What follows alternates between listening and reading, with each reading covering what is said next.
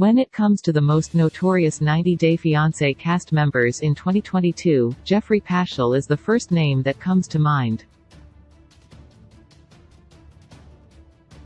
Despite appearing in the fourth season of the hit reality show in 2020, Paschel made headlines in October 2021 when he was convicted of kidnapping, domestic assault, interference with an emergency call, and vandalism after his then-girlfriend Kristen Wilson accused him of abusing her while intoxicated, per The Sun, with new details emerging in 2022 that are bound to appeal to fans of the show.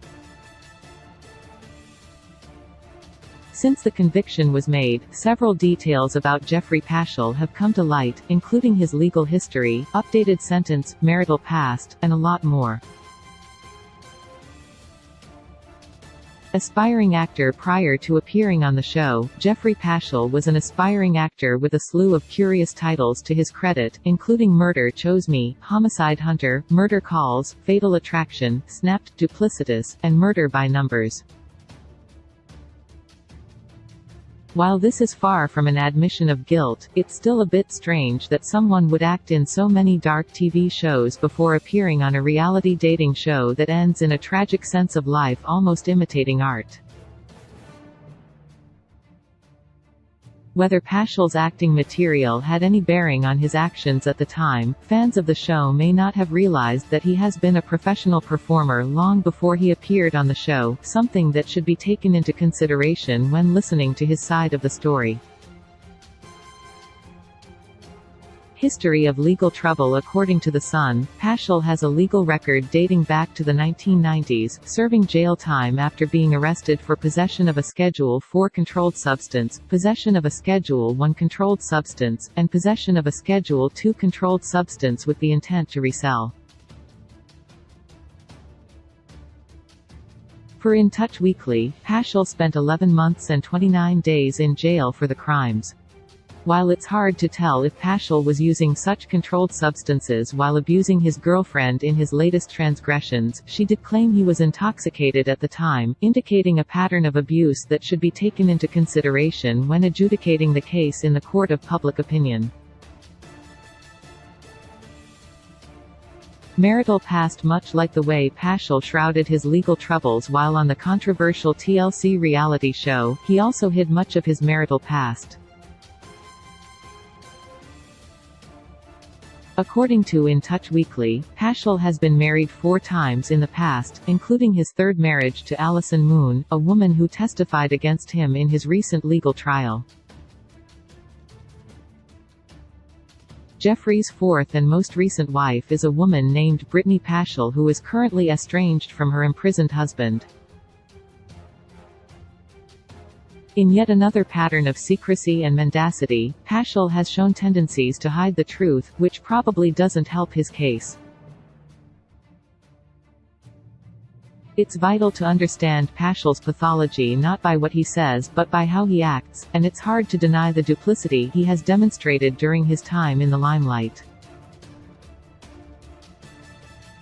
Number of children. Another aspect of Paschel's life not many fans of the popular reality dating show may not know about is the number of children he has.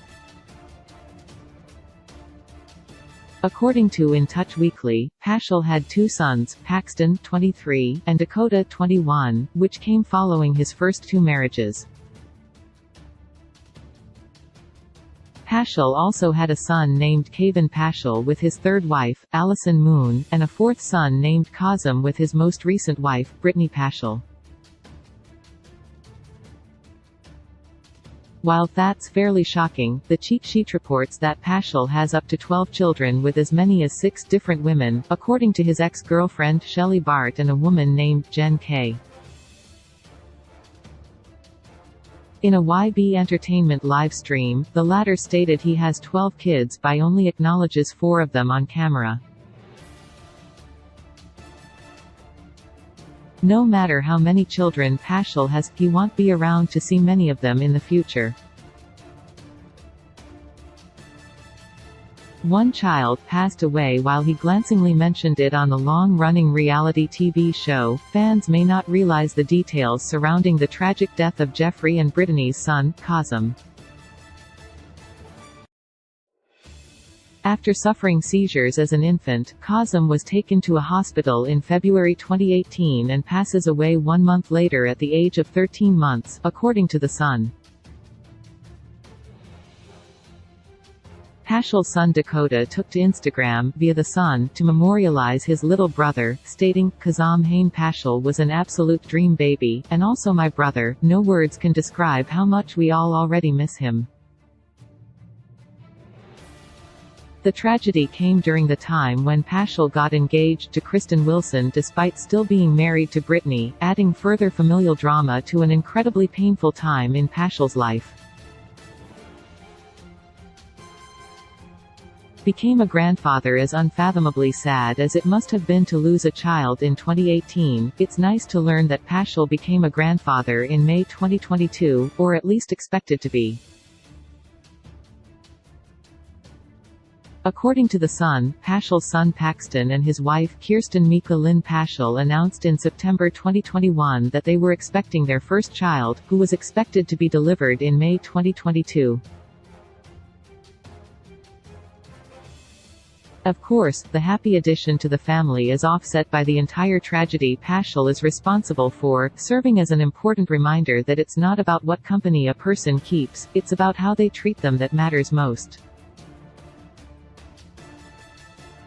Sentenced to 18 years in jail for those who missed the big news announced on February 3, 2022, Geoffrey Paschel was sentenced to 18 years in jail for the aggravated kidnapping, domestic assault, and interference with emergency calls stemming from the incident that took place on June 19, 2019, involving his then-girlfriend Kristen Wilson, per In Touch Weekly.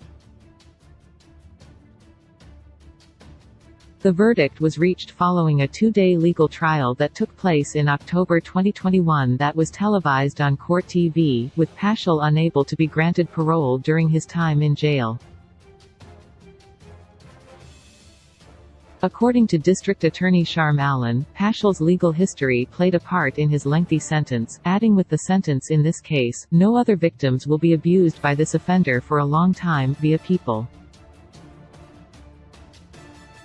maintains his innocence despite his lengthy jail sentence. Paschel has maintained his innocence throughout the legal process. Posting to Instagram before the trial began, via The Sun, Paschel said he is 100% categorically innocent, adding, "These claims are the reasons I've been lambasted with such vitriol. I can assure you, if any of these fables were true, I would bow out and accept responsibility. Not all is as it seems." During the trial, Paschel doubled down and claimed the bruises on Kristen's face were self-manufactured, but the jury found him guilty regardless, according to People. That Paschel tried to twist the facts and present himself as the victim of a smear campaign only reinforces his pattern of dishonesty. Fans attempted to have him removed from the show. Casual fans may not realize that in 2020, several viewers petitioned TLC to remove Paschel from the acclaimed reality TV spin-off 90 Day Fiancé, before the 90 days due to the details of his legal past seeping into the public, per People. The petition drew over 2,400 signatures. According to Starcasm, Paschel's crimes included raping his second wife repeatedly, which viewers simply couldn't tolerate. Following the petition, Paschel took to Instagram to defend himself more, stating, "Well, guys, it's my past. It is my life. It is my choice. If we were all the same, thought the same, looked the same, or acted the same, how lame would that be?" With more deflection, lack of accountability, and inability to recognize the severity of his crimes, it's clear Paschel doesn't understand the gravity of his transgressions. Staunchly defended by Varya. Given all that's transpired, fans may neither know nor believe that Varya Molina is still together with Paschel and has been staunchly defending him at every turn. As of June 2022, Varya was still living in one of Paschel's houses, doing so 3 months after he was sentenced. By October 2022, Varya drew fire from the public for trying to clear Paschel's name, using Cash App and PayPal to solicit public donations to help ease Paschel's legal fees. Redditors have called Varya out for being disingenuous, hypocritical, and unwilling to face the truth, which has only hurt both of their causes in the public eye, fostered mistrust, and made both people even more controversial than before.